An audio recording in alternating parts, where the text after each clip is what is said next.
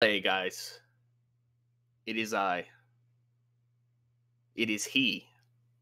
Hi, We have I think that's me. returned to do Taboo Tuesday. The last Raw exclusive pay per view of 2004 and the most fan driven show of the year. Over Yes. 60,000 members of the WWE Universe has voted. Tonight we're going to have a bunch of stipulations voted on by our fans. This was a maverick idea created by Paul Heyman, who sadly will not be here to see it as he is in the hospital. But all of that and more will be recapped on our Storylines Rundown. Tugger, take it away. Yeah, so Paul Heyman isn't here because on the go home, he fell through a table during a Shawn Michaels Triple H contract signing, meaning that acting in his place tonight, as was reported on WWE.com at noon today, will be Jonathan Coachman. Big Coach. step up for Coach. I don't think he's done anything like this before. Let's see how he handles himself. So we've got, I believe, 7 matches for you tonight. 5 matches tonight. Yeah, 2 of them will be made within the show. And only one of them is actually confirmed. Yeah, what we have confirmed, basically, is here, I believe, right? We also have our... Yeah, basically. We have our votes, but we have these. So we have Tajiri facing Christian in a rematch of their match at SummerSlam, I believe. We saw... It was at SummerSlam. It was at Unforgiven, I think. When was Unforgiven? September. Oh, you're right. I totally forgot Unforgiven even happened. Holy shit. Yes. So in Unforgiven, as you saw, Christian beat Tajiri for the Intercontinental Championship. Yeah. Thanks to screwy referee George Hackenschmitten. Tajiri had to, thanks to Val Venus telling Christian that Tajiri was going to attempt to file a formal complaint, much like Christian had. Christian gave Tajiri a stipulation. If he could beat Test inside of a steel cage, then he could get his championship match. He did indeed do so. But last night on Raw, Christian, with 3 men tied with bags over their heads, Christian told the fans to vote for one of them, for they would referee the match, and who knows what would happen to the other 2. We'll see the result of that tonight. We have the Step Brothers of Destruction, Morrison Kane taking on Hurricane Helms and Rhino. If you remember, Hurricane beat Kane, I think, at Unforgiven. And so this is kind of a rematch for that. Paul Bearer told the Step Brothers of Destruction, the Weather Wizards, if you will, to go out and get their revenge. And so Hurricane and Rhino accepted, but they proposed a stipulation. They were going to give the power of the Brothers of Destruction to the fans in a fans pick the weather match. Hell yeah. It's amazing. And then finally, aside from our votes, we have Shawn Michaels versus Triple H in some kind of steel cage, whether it's modern, classic, or escape. Basically just defines how you can win. Classic is pinfalls only, modern is pinfall and escape is shockingly escape only. Yeah. We have 2 votes for opponents tonight. Trish Stratus is looking to defend her women's championship in a vote. We have Victoria, Nydia, and Lita. We'll see who ends up winning that. And we've got Randy Orton defending the World Heavyweight Championship in a vote against Batista, Shelton Benjamin, and Eddie Guerrero. I think that's pretty much everything. Eddie's been pretty confident building into this. Batista made a huge statement on the Go Home Raw. He laid out all 3 other members of this. He's got good momentum behind him. Shelton Benjamin had a world title match a couple weeks ago. Him and Orton have been consistently butting heads. Orton finding a way to come out on top in that one, turning the fans against Randy Orton. Kind of peeling him back and showing what kind of a terrible scumbag he is. On the women's side, Victoria has continued to be a menace. She's attacking people left, right, and center. After that hardcore match with Lita, she's seemingly even more unstoppable. But luckily, Nydia has stepped up in the past couple weeks and has decided to help Trish and Lita take on Victoria to stop her from, ruining the women's division or hurting somebody else. And Anything else to add there? La Resistance. On last night's Raw, it was announced that the two men who didn't win the world title vote, reminder that's Batista, Eddie Guerrero, and Shelton Benjamin, the two men who didn't win that vote would take on Sylvain Grenier and Rob Conway of La Resistance for the world tag team titles. I believe we are aware they have the world tag team titles on YouTube. I'm pretty sure. I don't think it was a TV change. Sorry, what was the question? We didn't change the tag belts on TV, did we? Conway and Dupree have had them since Unforgiven. Yeah, I think they won them at Unforgiven against the New Age Outlaws, yeah. Didn't they win them at SummerSlam? No, I don't think so. At SummerSlam, Test and Christian challenged for the titles. I thought that was the pay-per-view before SummerSlam. At Vengeance? No, I think the New Age Outlaws won the titles at Vengeance. Oh. Easily confused I am. Anyways, that's Taboo Tuesday. That's the outlook of it. Yeah. Log on, connect, buy your Mania tickets, and occasionally vote on Taboo Tuesday. Yeah, occasionally vote, and please buy Mania tickets, since you're on .com right now anyways. There is currently a package, if you will, where if you buy the highest priced Mania tickets, you can get Taboo Tuesday live on pay-per-view for only $20. Oh. That sounds like a good deal. Sure. All right, let's run it. Let's do it. We are in Milwaukee, Wisconsin, in the BMO Harris Bradley Center. Just FYI. And we're going to do a lot better than they did. Yeah, let's do it. Jesus. Look how big this show is, folks. Oh, it's massive. There's your big intro. Get your pyro in your package. Show Batista. No pyro. Big. Oh yeah, okay. Get your package. Triple H and Shawn Michaels. Batista, Eddie, Shelton versus Randy Orton. Yeah. It's gonna be a good one. There's your boom boom. And now, Raw and Snickers presents WWE Taboo Tuesday. Oh, hold on. We did it before. I can find who the sponsor is for Taboo Tuesday 04. Surely it's just WWE.com. You'd think so, but I'm not sure.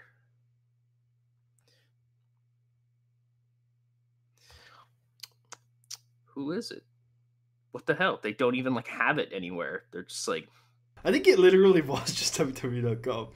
And now, WWE.com and Raw present WWE Taboo Tuesday. You control the fate of Raw Superstars, the World Heavyweight Championship, and the course of history. Oh, meme, yeah. Yeah, I have this DVD and I'm looking at it right now in the fucking flesh. There's no sponsor anywhere on this, so... I really do think they were hardcore pushing for the Mania tickets. Yeah, it probably just was. Yeah, it's weird though, because I don't know, when I looked it up, the only thing I found was this blog article that says Taboo Tuesday, 2 years, 2 failures. True. Big pop. But anyways, let's move on here. As we're getting things off with Christian. Christian comes out to the ring holding the hand of George Hackenschmitten. Test follows, and he gets the microphone as he's coming out, whatever. He's like, cut my music. He's like, I have been told that because of my actions, I am possibly wanted by the police in the state of Milwaukee. The state of Milwaukee, the state of Wisconsin. After talking to the police, I've decided to let the other referees go. Because joke's on you people, no matter who you voted for, George Hackenschmitten was going to end up the referee anyways. And now, you all get to suffer because of it. I hope you suffer. I hope you suffer. And here's our big match to kick off. IC title, Christian versus Tajiri. I hope I booked this right.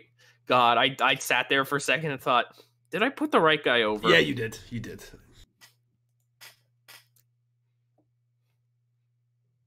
Oh, yeah, we put the right guy over. Hell fucking yeah, we did. Joe Shaggy just makes the quick count. No, in the booking of this, we were saying that actually it should not appear that George Hagenschmidt does anything wrong, but we just have a feeling. Yeah, we know somehow, some way he has fucked this up. He's gaslighting us by like counting really quickly all match, so we don't even think it's a fast count, even when Tajiri gets a pinfall. Christian, though, makes defense number 1 of his IC championship. Hashtag and still.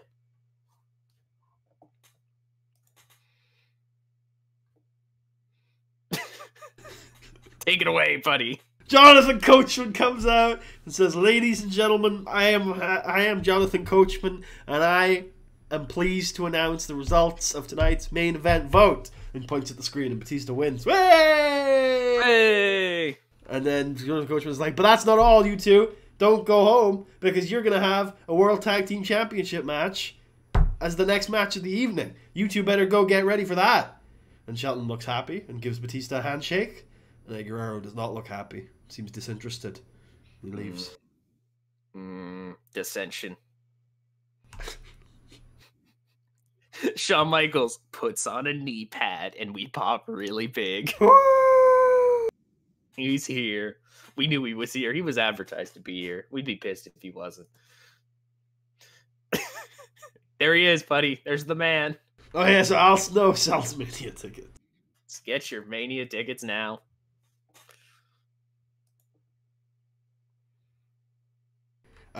Yeah.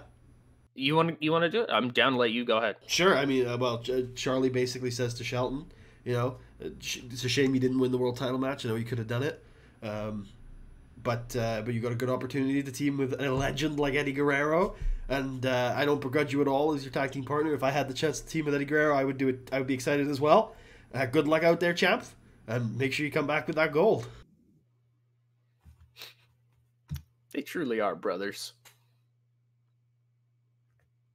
And they don't destroy things, so they're not brothers of destroy.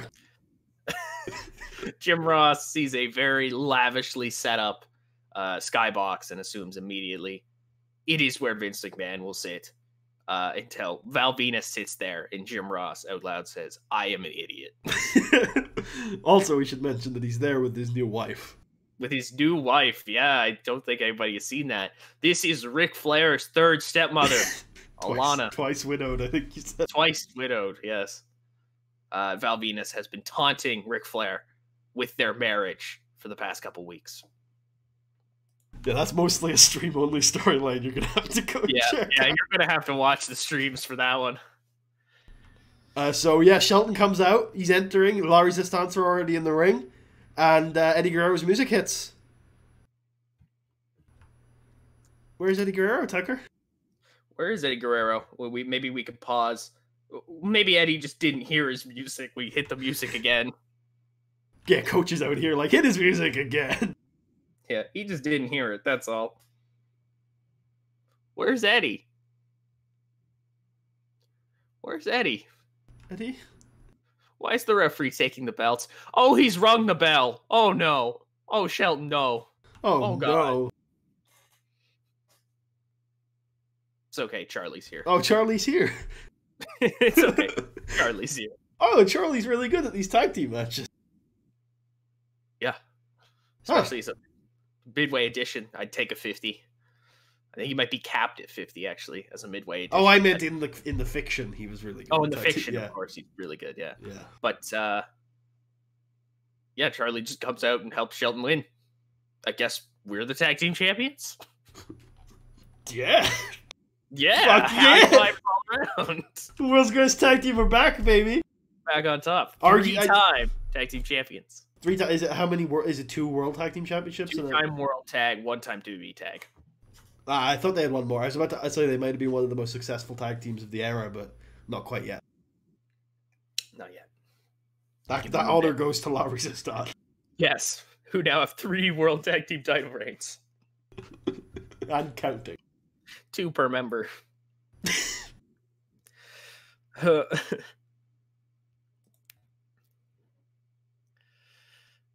Jonathan Coachman comes out, brings out Victoria, Nydia, and Lita, and unveils the winner And the person who will face Trish Stratus tonight, it's Lita. Whoa! Woo! It's Lita! Woo! Trish versus Lita tonight. Victoria gets angry and attacks Lita. But Nydia kind of steps up and stops it and battles off Victoria. Jonathan Coachman says, and I believe, and I quote, "By the powers invested within me by Paul Heyman, you two are going to fight in a street fight later tonight." Hells yeah!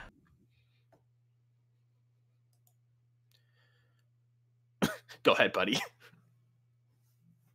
So, we get a 4-minute highlight package of Nat Hart's return yesterday to Raw with some New Japan camera angles.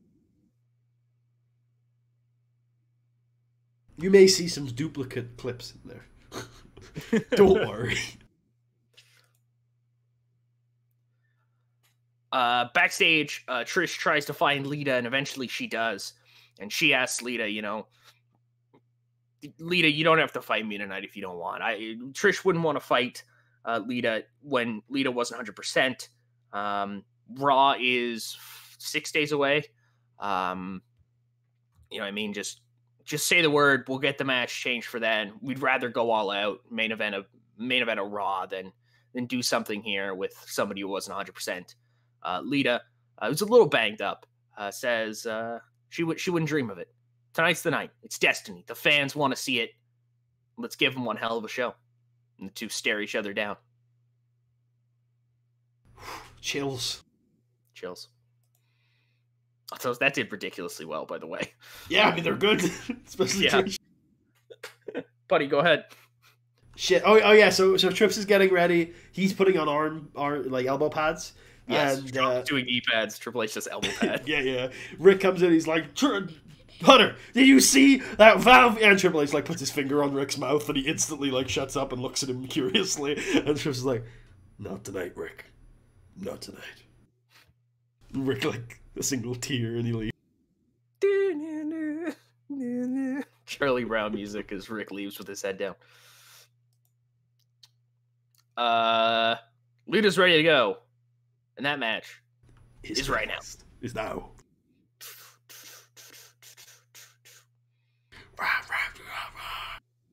Let's do it. Yeah. Yep. Yeah. Trish Stratus beats Lita in 15 minutes with a Stratusfaction. And still, I don't know any spots for these two to do, so some sort of dive to the outside. Yeah, Lita of course can do her stupid fucking dives she loves to do. Yeah. Maybe Lita's injuries or what makes her succumb in the end. Maybe she should have waited till Raw. Probably should have. Pride is a stupid thing. Oh, that was fun. Onwards to the Benjamins. Amy Weber talks to the world's greatest tag team, asks them how it feels to be tag team champions. Shelton and Charlie, they're excited. They're glad to be back as champs. Charlie all of a sudden looks down at his hands and says, "I know now what I must do." He gives his belt to Shelton Benjamin and says, "I'll be right back."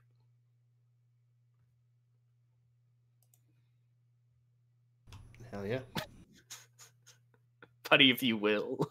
Sure. So the Raw Home Army come out and announce on behalf of the fans that this match will be a drought match.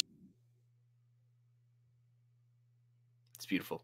It's a hot summer's day, but sadly, there is no hot summer Ray. Let's do it. It did all right. Did pretty well. It did all right. The big spot in this one is that Mortis is in there with Helms, and he tunes up the lightning. And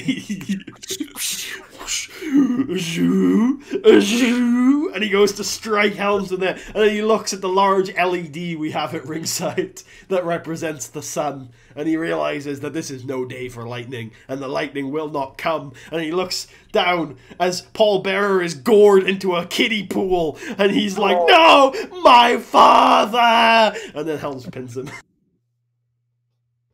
Don't you mean my father? My father. My father. No. No, I'm Mortis. Helms and Rhino win. The drought is over. The drought is over.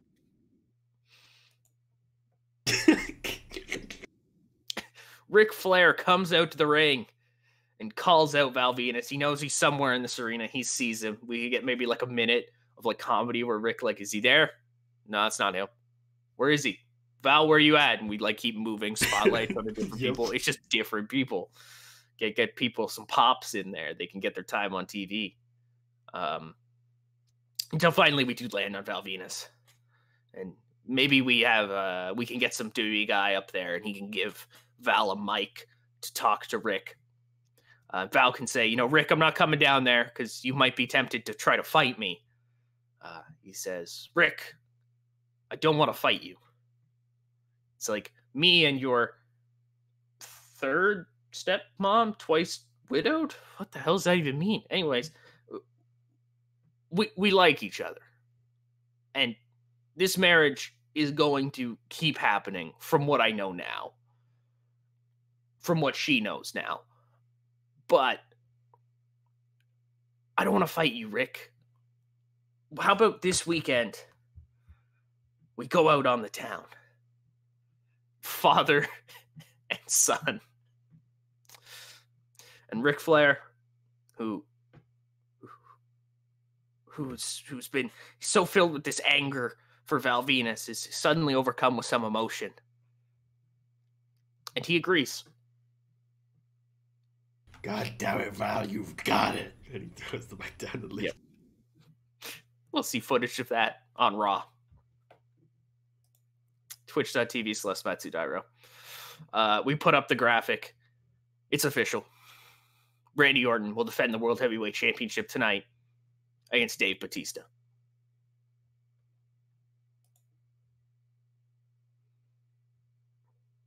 This happens.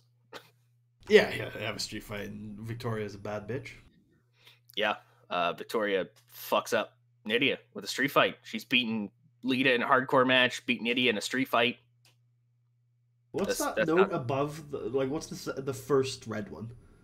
This type of match was an extremely poor choice for the audience. WWE fans hate hardcore matches. I forgot about that. Yeah, especially in Ruthless Aggression 04. Yeah, that steel cage match might bump.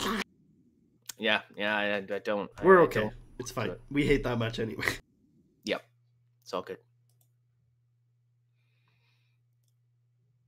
Putty, go ahead. Yeah, well, I'll start with the Charlie thing. So Charlie knocks on the door, the Eddie Guerrero banging on the Eddie Guerrero locker room. He opens up and Charlie's like, "Look, Shelton looked up to you, man. I don't know what it is, what your deal is, Eddie. All right, I get your big deal. You're World Heavyweight Champion. All right, you're all of our hero. But he needed you out there. All right, you could have been a champion tonight. What's the deal?"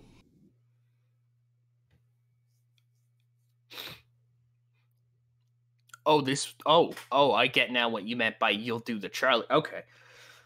Eddie Guerrero puts it plain and simple. He doesn't care about the tag belts. He's been there. He's done that. If he really wanted to be tag team champion, he just has to go back to SmackDown and team with his nephew. What matters here is the World Heavyweight Championship. That belt, he had it once, and he wants it again. He needs it again.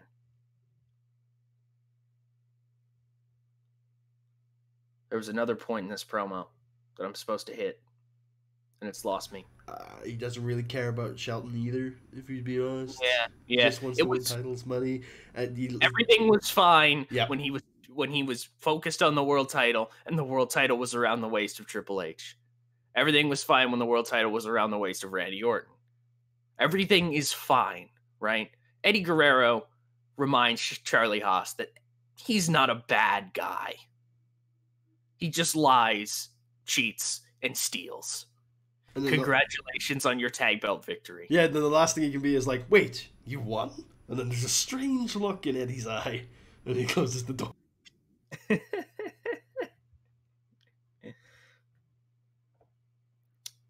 Oh, yeah, because Charlie doesn't have the belt on him. Yeah.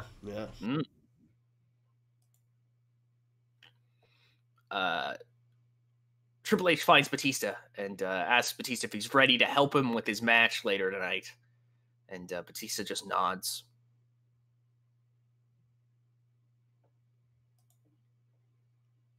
Amy Weber talks to Randy Orton, the greatest promo of a generation.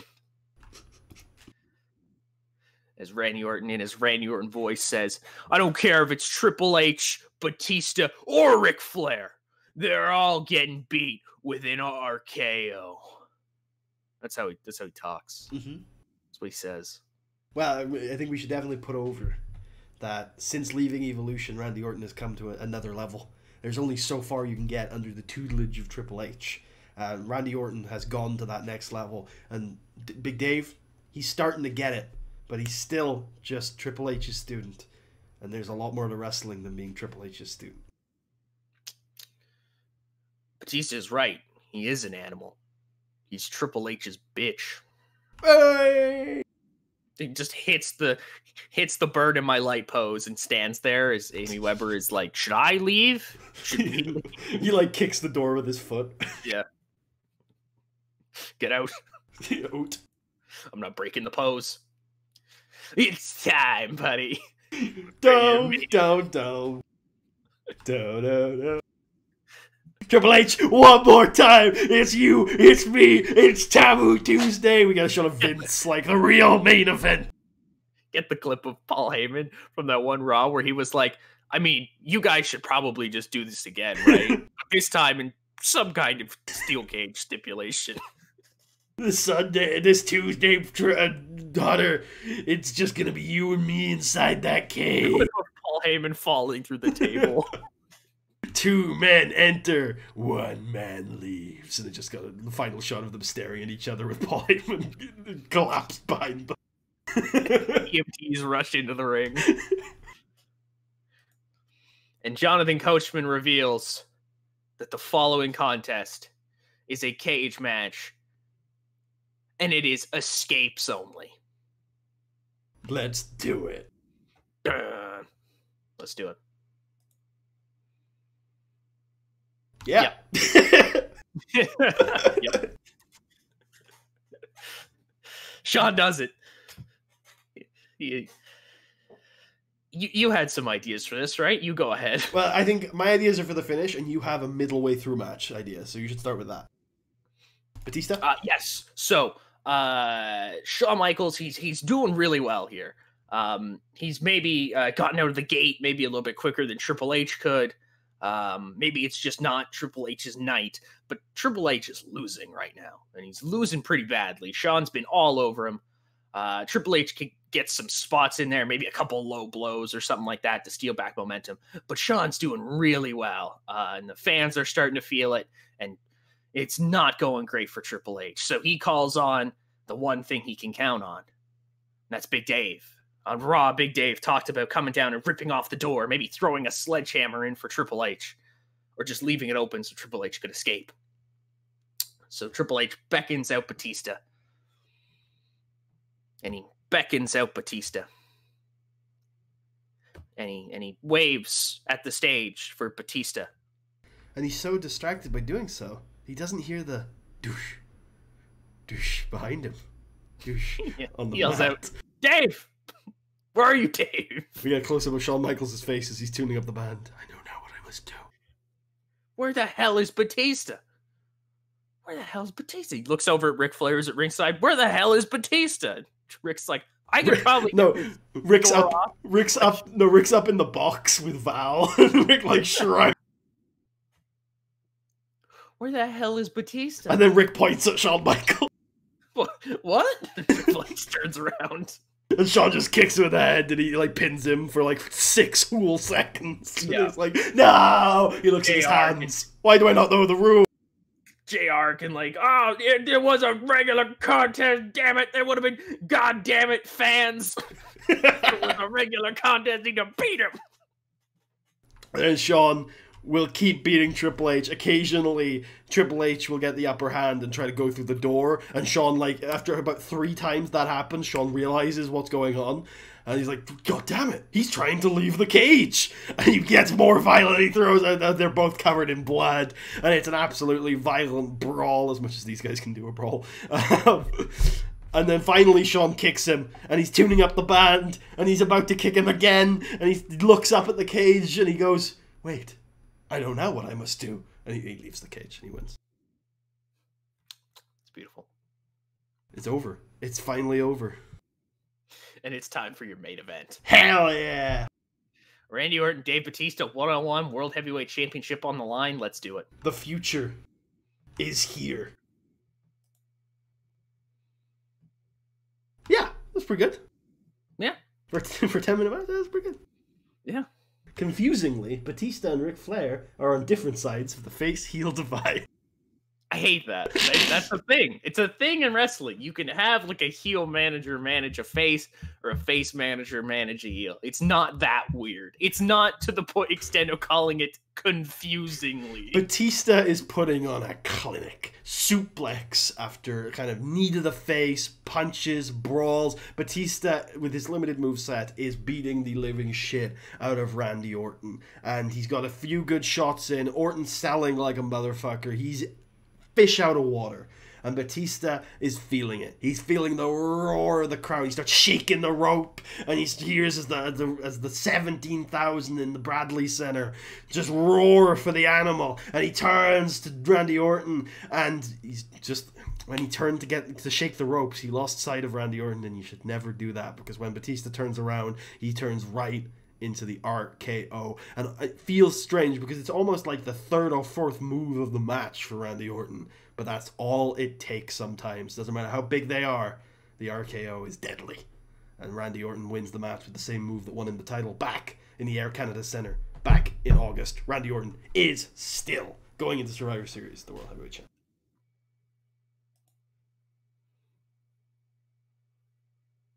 Nice.